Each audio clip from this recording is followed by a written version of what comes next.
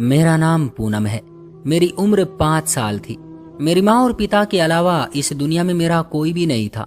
मैं अपने दादा की बहुत लाडली थी और वो मुझे बहुत ज़्यादा प्यार करते थे, लेकिन अब वो इस दुनिया में नहीं थे। जब मैं इस दुनिया में आई तो डॉक्टर ने मेरी माँ को कह दिया कि वो दोबारा से माँ नहीं बन पाएगी और उनको एक बेटा चाहिए था, क्योंकि मेरे दादाजी ने जीते जी ही कह दिया था कि जब तक पोते बराबर के नहीं हो जाते मैं अपनी संपत्ति को किसी को भी नहीं दूंगा। देखूंगा कि मेरे बुढ़ापे में मेरी कौन करता है। जायदाद तो ज्यादातर बेटे को ही मिलती है, इसलिए मेरे माता पिता ने मुझे कभी प्यार नहीं किया, लेकिन मेरे दादा ने वो कसर पूरी कर दी। वो मेरा बहुत ज्यादा ख्याल रखते थे, मेरी छोटी छोटी इच्छाओं को पूरा कर देते थे।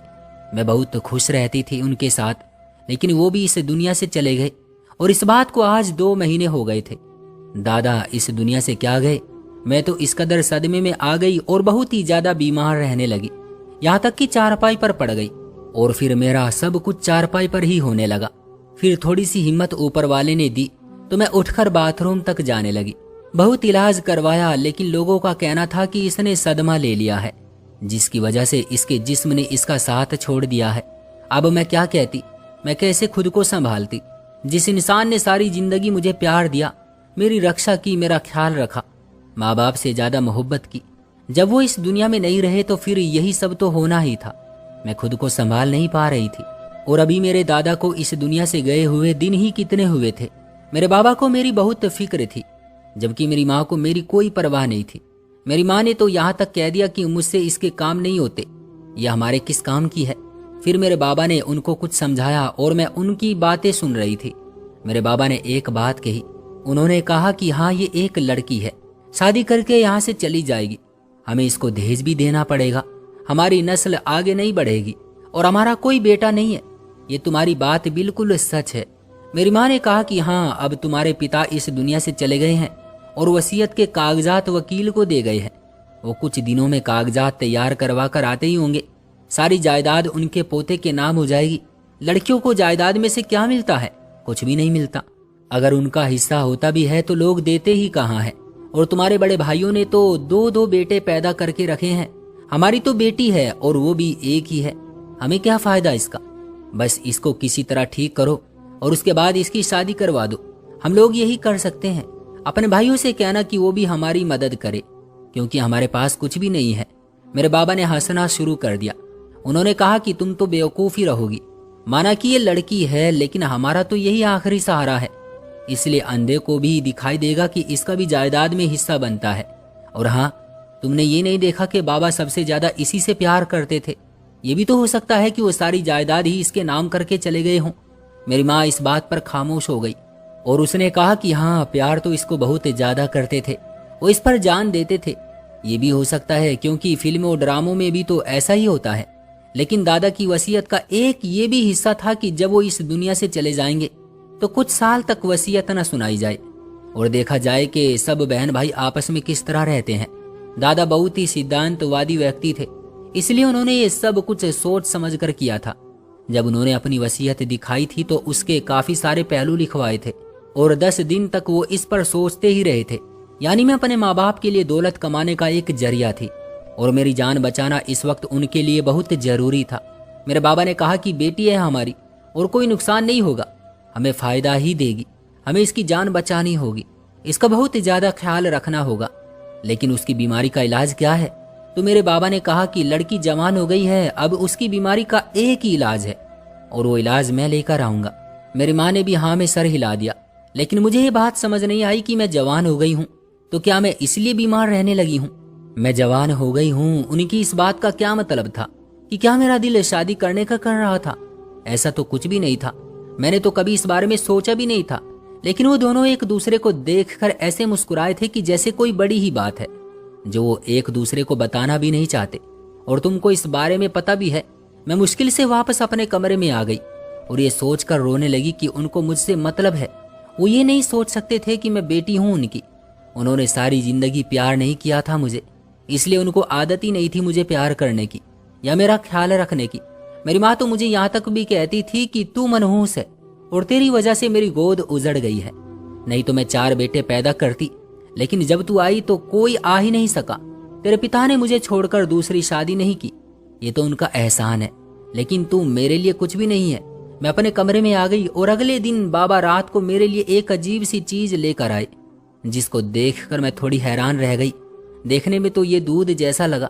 ये बहुत थोड़ा था और ये बहुत ज्यादा गाढ़ा था। मैंने कहा ये क्या है? तो उन्होंने कहा कि ये तुम्हारी दवाई है, तुम्हारे इलाज के लिए दर दर भटक रहा हूं मैं। फिर मुझे एक बहुत ही बड़े वैद्य जी मिले हैं।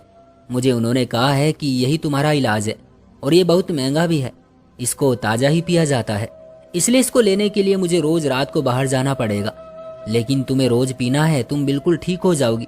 तुम्हारी जो हड्डियों में पैरों में जान नहीं है ना, वो वापस आ जाएगी। मुझे बड़ी हैरानी हुई थी, समझ नहीं आ रहा था कि बाबा मुझे पीने के लिए क्या दे रहे हैं, क्योंकि उनकी बातें तो मैं सुन चुकी थी। लेकिन फिर इसके बाद मैंने वो चीज पी ली, क्योंकि मेरे बाबा मेरे सामने बैठे थे। बाबा ने फिर भी सारी जिंदगी थोड़ा बहुत ख्याल रखा था। मुझे स्कूल लेकर जाते थे, वापसी पर मुझे चाची लेकर आया करती थी, क्योंकि उनकी बेटी वहीं पर पढ़ती थी। बाबा मुझसे बातें करते थे, वो क्या चाहते थे मैं पहले ही सुन चुकी थी। मुझे खर्चा भी देते थे और कभी कभी पूछ लेते थे कि मैं ठीक हूं या नहीं। इसलिए अपने बाबा पर मुझे इतना भरोसा तो था कि वो कम से कम मुझे जहर तो नहीं देंगे। वैसे भी वो मुझे मारना नहीं, मुझे जिंदा रखना चाहते थे। ये बात तो मैं पहले ही सुन चुकी थी। मुझे जान से मारने का कोई सवाल ही नहीं पैदा होता था। जब तक दादा की वसीयत ना खुल जाती तब तक तो बिल्कुल भी नहीं। फिर वो मुझे ऐसी कोई चीज क्यों खिलाते जो मुझे नुकसान देती। मैंने वो चीज पी ली तो फिर पता चला कि उसका जायका तो बिल्कुल दूध की तरह ही है। लेकिन इतना गाढ़ा दूध आजकल कौन देता है? लोग तो दूध में पानी मिलाकर मिलावट करते हैं, और वो है भी कम था। खैर मैंने वो पी लिया और मेरे बाबा ने कहा कि सब कुछ ठीक हो जाएगा। मेरे पड़ोस में एक लड़का रहता था जिसका नाम महेश था। वो मुझे बहुत ज्यादा पसंद करता था, लेकिन मुझे उसकी पसंद से कोई मतलब नहीं था। मेरे दादा ने एक दिन मुझे कहा था कि क्या तुम्हारी शादी इसके साथ करवा दूं? तो मैंने उन्हें कोई भी जवाब नहीं दिया था, लेकिन मुझे कोई परेशानी भी नहीं थी। वो बुरा इंसान नहीं था। वो एक दिन मुझसे मिलने के लिए आया तो उसने कहा कि तुम कब ठीक होगी? तुम्हारी तबीयत तो ठीक नहीं हो रही है। मैंने कहा कि बाबा ने मेरा इलाज शुरू कर दिया है, मैं जल्दी ठीक हो जाऊंगी। उसने कहा कि तुम्हें पता है कि तुम्हारे दादा की वसीयत जल्दी सामने आने वाली है। देखते हैं किसको क्या मिलता है। वैसे तो बहुत कुछ है तुम्हारे दादा के पास, हवेलियां भी हैं, घर भी है, बाजार में कुछ दुकानें भी हैं जिनका किराया आता है। मैंने कहा कि तुम्हें सिर्फ मेरी दौलत से मतलब है? तो उसने कहा कि नहीं, दौलत से मतलब नहीं है, लेकिन ये सब कुछ हमारा ही है ना। जब दादाजी इस दुनिया से जा रहे थे तो आखिरी वक्त में उनके साथ में ही थी, और मेरा ये पड़ोसी भी उनसे मिलने के लिए आया करता था। लेकिन फिर ये डॉक्टर को बुलाने के लिए चला गया था। उसने कहा कि आखिरी वक्त में दादा ने मुझे कहा था कि मैं तुमसे शादी कर लूं, और मेरे माँ बाप भी जल्दी मान जाएंगे, उनको कोई दिक्कत नहीं होगी। लेकिन क्या तुम मुझसे शादी करने के लिए मान जाओगी? मैंने कहा कि मेरी हालत देखो जरा। उसने कहा तो यही तो बात है, तुम ठीक हो जाओ तो मैं अपने माँ बाप से बात करूं, नहीं तो बीमार लड़की किसी को भी नहीं चाहिए होती। मैंने कहा बीमार आदमी का इस दुनिया में काम क्या है, और अगर इंसान बीमार हो तो फिर वो बिल्कुल ही बेकार है। यूं समझो मरी हुई है, मुझ में तो जान ही नहीं है, क्योंकि बहू को तो काम करने के लिए लाया जाता है। उसने मुझसे कहा कि पागल कैसी बातें कर रही हो, मैं तुमसे काम करवाऊंगा। काम करवाने के लिए तो नौकरानी भी मिल जाती है। मैं तुम्हें पसंद करता हूँ, तुमसे शादी करना चाहता हूँ, और मैंने अपने माँ बाप को भी मना लिया है, लेकिन वो कभी कभी इस बात से पीछे हट जाते हैं। अगर मैंने 2 दिन तक खाना नहीं खाया ना तो वो मेरी बात मान जाएंगे। तुम्हें परेशान होने की जरूरत नहीं है, मैं हूं ना तुम्हारे साथ, बस तुम जल्दी जल्दी ठीक हो जाओ। मेरे बाबा रोज मुझे कोई चीज पिलाया करते थे और वो मुझे बहुत अजीब लगता था। मेरी माँ उस चीज की तरफ देखती तो हंसती थी। एक दिन मैंने अपनी माँ को बातें करते हुए सुन लिया। उसने कहा कि जिस दिन उसको पता चल गया कि तुम उसको क्या पिला रहे हो, वो उल्टियां कर करके पागल हो जाएगी। मैं ये सोचकर हैरान थी कि मुझे बाबा क्या पिला रहे हैं। मैं तो यही सोच रही थी कि दूध है और उसके अंदर कोई दवाई मिलाई हुई है जिसकी वजह से ये गाढ़ा हो गया है। लेकिन मेरी माँ की बात सुनकर मैं हैरान रह गई। मेरे कान खड़े हो गए और मैं सोचने पर मजबूर हो गई कि ये लोग मेरे साथ क्या कर रहे हैं। मेरी माँ फिर से हंसने लगी और मेरे बाबा ने कहा कि यही उसका इलाज है और ये कोई बुरी चीज नहीं है। उसे सच्चाई जानकर उल्टी होती है तो होने दो, हमारी जिंदगी तो सुधर जाएगी। अब हम क्या कर सकते हैं, इसको जिंदा रखना है और बेटी है वो मेरी, तुम क्यों उसके पीछे पड़ी रहती हो। मेरी माँ ने कहा कि अच्छा अब ये तुम्हारी बेटी हो गई है, और जब ये इस दुनिया में आई थी तो तुमने तो उसको उठाने से भी मना कर दिया था। तुम्हें तो सिर्फ बेटा चाहिए था, और अब इसके नाम पर जो थोड़ी बहुत जायदाद मिलने की उम्मीद लग रही है तो ये तुम्हारी बेटी हो गई है। मेरे बाबा ने कहा कि हाँ ठीक है, जैसी भी सोच थी मेरी, लेकिन है तो मेरी औलाद ही ना, नफरत तो नहीं करता मैं उससे। जैसी भी है कम से कम उसकी जान तो बच जाएगी। अब अगर यही इसका इलाज है तो मैं क्या कर सकता हूँ। मेरी माँ ने कहा कि हाय राम, शुक्र है मैं उसकी जगह नहीं हूँ। मुझे तो सोचकर ही उल्टी आ रही है कि तुम उसको जो चीज पिलाते हो कोई भी नहीं पीता। ये बात सुनकर मेरे कदमों तले से जमीन निकल गई कि मुझे ऐसी कौन सी चीज पिलाई जा रही है जो कोई भी नहीं पीता है, क्योंकि दूध तो सब पीते हैं। फिर वो क्या चीज थी? मैंने अगले दिन से उसे पीने से मना कर दिया। तो मेरे बाबा ने जबरदस्ती मुझे वो चीज पिलाई और कहा कि अगर तूने ये नहीं पिया तो तू मर जाएगी। ये तुझे 41 दिन तक पीना है, इससे पहले रोक नहीं सकता। अगर एक दिन नहीं पिया तो फिर से 41 दिन के लिए शुरू करना पड़ेगा। मैं परेशान हो गई। मेरे बाबा ने मुझे डांटा और जबरदस्ती मुझे वो चीज पिला दी। अब मैं अपने उस पड़ोसी लड़के महेश का इंतजार कर रही थी कि वो खुद मुझे मिलने आ जाए और मैं उसको ये बात बताऊं, क्योंकि मैं तो उसे कॉल भी नहीं कर सकती थी। ये बात अपनी जगह बिल्कुल ठीक थी कि मेरी सेहत में पहले से ज्यादा फर्क पड़ गया था। मैं अब थोड़ी बहुत अपने अंदर जान महसूस कर रही थी, लेकिन फिर भी मैं अपनी माँ के शब्द नहीं भूल रही थी। आखिर ये लोग मेरे साथ क्या कर रहे थे? कहीं अपनी दुनिया संवारने के लिए मेरा भविष्य तो नहीं बिगाड़ रहे थे?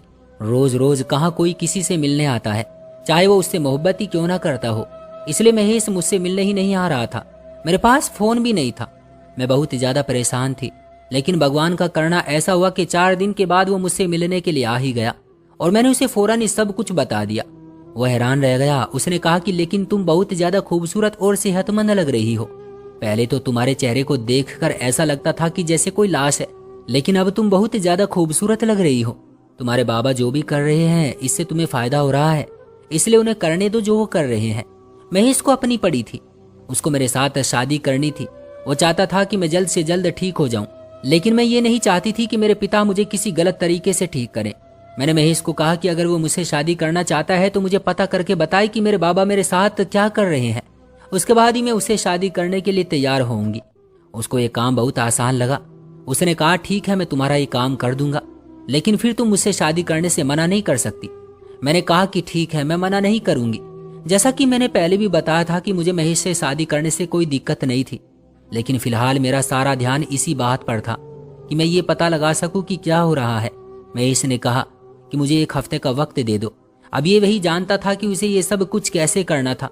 क्या वो मेरे बाबा का पीछा करेगा या उनसे ये बात पूछ लेगा कि वो दूध जैसी चीज बाबा कहाँ से लाते हैं? जो भी उसे करना था वो खुद ही जानता था। मैं अभी भी परेशान थी कि मेरे साथ ये सब कुछ क्या हो रहा है, लेकिन मेरी तबीयत दिन ब दिन ठीक होती जा रही थी। मैंने उठना चलना फिरना शुरू कर दिया और मेरे अंदर अचानक से बहुत ज्यादा एनर्जी आ गई थी। मेरा दिल करता था कि मैं पूरे घर के काम करूं। मुझसे एक जगह पर बैठा नहीं जाता था। 1 हफ्ते के अंदर ही मेरे अंदर इतना बड़ा बदलाव आ चुका था। इस हिसाब से तो मुझे खुश होना चाहिए था, लेकिन अपनी माँ के शब्द मेरे दिमाग से नहीं निकल रहे थे। माँ ने बाबा के साथ मजाक नहीं किया था। आखिर वो ऐसा मजाक क्यों करती? महेश जब वापस घर आया तो वो बहुत परेशान था। फिर उसने मुझे ऐसी बात बताई कि मैं हैरान रह गई। उसने कहा कि तुम्हारे बाबा जो चीज तुम्हें पिला रहे हैं वो किसी वैद्य का नुस्खा नहीं है। वो किसी वैद्य के पास नहीं जाते हैं, वो तो एक आदमी के पास जाते हैं जिसने गधी और एक घोड़ी रखी हुई है, और वो तुम्हें उन दोनों का दूध मिक्स करके पिला रहे हैं। इसलिए तुम्हारी माँ ने ये बात बोली थी कि वो तुम्हें ऐसी चीज पिला रहे हैं जिसके बारे में सुनते ही तुम्हें उल्टियां लगने लगेगी, क्योंकि इन जानवरों का दूध कोई भी नहीं पीता। मैं हैरान रह गई, वो ऐसा क्यों कर रहे हैं? महेश ने कहा कि मैंने भी जब ये बात सुनी तो मैं बहुत परेशान हो गया, लेकिन फिर मैं इस बात की तह तक पहुंच गया और तुम्हारे बाबा ने भी मुझे देख लिया था। फिर उन्होंने मुझे बताया कि अलग अलग बीमारियों के इलाज के लिए गधी और घोड़ी का दूध इस्तेमाल किया जाता है। पीता तो कोई भी नहीं है, लेकिन अगर ऐसा हो कि आपका इलाज सिर्फ इसी से हो सकता है तो फिर आपको पी लेना चाहिए। लेकिन तुम्हारे बाबा ने जो किया है वो गलत किया है। लेकिन तुम एक बात तो बताओ, क्या तुम ठीक नहीं हो गई हो? मैंने कहा कि ठीक तो हो गई हूँ। इस तरह बाद में मैं बिल्कुल ठीक हो गई थी। मेरे बाबा ने भी कहा कि तुम्हें ये सब करने की क्या जरूरत थी बेटी। उन्हें भी पता चल गया था कि मैंने महेश को उनके पीछे भेजा था। फिर वो दिन आ गया जिस दिन वसीयत सुनाई जानी थी। सब लोग बैठे थे, सब लोगों को उनके हिस्से के बारे में बताया जा रहा था। उसके बाद वो वसीयत खत्म हो गई और मेरे हिस्से में कुछ भी नहीं आया। मेरे माँ बाप ने मुझ पर गुस्सा करना शुरू कर दिया और अगले ही हफ्ते महेश ने मेरे लिए रिश्ता भेज दिया। तो उन्होंने कहा कि अब यह हमारे किस काम की है, इसकी शादी करके इसको इस घर से निकाल दो। महेश के साथ मेरी शादी कर दी गई और वो मुझे लेकर विदेश चला गया, क्योंकि वो इसी तरह से काम करना चाहता था। मैं हैरान थी कि मेरे दादा ने मेरे लिए कुछ नहीं छोड़ा। मुझे कोई परवाह नहीं थी, लेकिन वो इस मामले में मुझे भूल गए थे। मुझे लालच तो नहीं था, पर यह सब मेरी उम्मीद से बिल्कुल उलट था। इसलिए मैं इस बारे में ज्यादा परेशान थी और बार बार मुझे ये सब याद आता था कि फिर एक दिन महेश ने मुझे एक बात बताई। उसने कहा कि दादाजी ने तुम्हें उन सब के सामने कुछ नहीं दिया ताकि लोग तुम्हारे पीछे ना पड़ जाएं, लेकिन दरअसल उन्होंने तुम्हारे लिए अपनी सबसे कीमती चीज छोड़ी है। मैं हैरान हुई कि वो कौन सी चीज है। महेश ने मुझे ये बात बताई कि मेरे दादाजी की सिंगापुर में कुछ दुकानें थी जो इस वक्त उनकी सबसे ज्यादा कीमती चीज थी, और वो उन्होंने मेरे नाम कर दी है, जिनकी कीमत अरबों रुपयों में थी। मुझे महेश ने बताया कि उन्होंने उन दुकानों के बारे में किसी को भी नहीं बताया था, और वो दुकान उस सारी जायदाद से भी ज्यादा है जिसके पीछे वो सारा खानदान मरा जा रहा था। मैं हैरान रह गई। मैंने कहा कि ये बात क्या किसी को भी नहीं पता? उसने कहा कि ये बात सिर्फ मुझे पता है और मैंने तुम्हें बताई है, तुम्हारे माँ बाप को भी नहीं पता, और वो तुम्हारे नाम पर है, क्योंकि मुझे पता था अगर उनको ये बात बता देते तो पता नहीं वो तुम्हारे साथ क्या करते और तुम्हारी शादी मुझसे नहीं करवाते। इसलिए मैंने सब कुछ किया है। मैं हैरान रह गई और मैंने कहा कि मुझे इन सारी चीजों की कोई जरूरत नहीं थी। मैं तो बस यही सोच रही थी कि दादाजी मुझे भूल नहीं सकते थे। उसने मुझे कहा कि वो तुम्हें कभी नहीं भूलते, वो आखिरी वक्त में भी तुम्हारा ही नाम ले रहे थे। हम लोगों ने अपना कारोबार शुरू कर लिया और हम लोग भी वहीं पर शिफ्ट हो गए। दोस्तों, ये थी हमारी आज की कहानी। उम्मीद करते हैं कि आपको पसंद आई होगी। आपका क्या कहना है इस कहानी के बारे में? कमेंट बॉक्स में हमें जरूर बताइएगा। वीडियो को लाइक कर दीजिए और चैनल को सब्सक्राइब कर लीजिएगा। मिलते हैं अगली वीडियो में, तब तक के लिए धन्यवाद।